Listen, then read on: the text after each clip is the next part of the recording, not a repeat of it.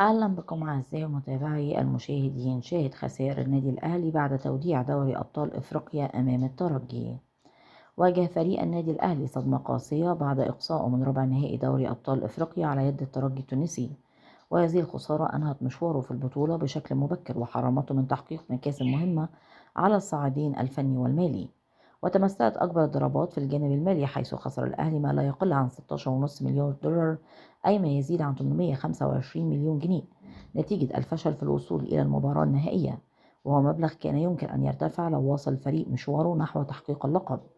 فضلا عن ذلك، فقد الأهلي فرصة للفوز بالبطولة التي كان من شأنها منحه جائزة مالية قدرها 6 مليون دولار، خاصة بعد زيادة الاتحاد الإفريقي لكرة القدم لقيمة الجوائز.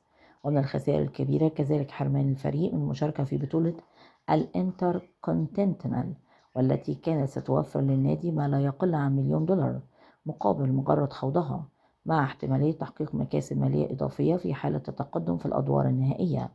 ويواجه الأهلي أيضا تهديدا بخسارة فرصة اللعب في كأس العالم للأندية 2029، مما قد يسلبه فرصة تحقيق عوائد مالية كبيرة تصل ل 9.5 مليون دولار كحد أدنى، إضافة إلى المكافآت الأخرى التي كان يمكن اقتناصها بتقديم أداء مميز في البطولة.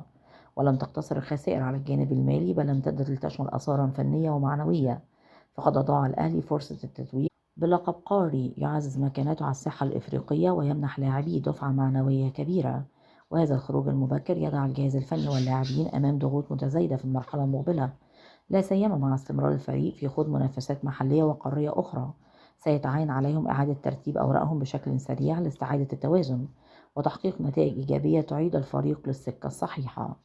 من فضلك لا تنسى الاشتراك في القناة، تفعيل الجرس على وضع الكل، وعمل لايك ليصلك دائما وأبدا كل جديد من القناة. شكرا لكم.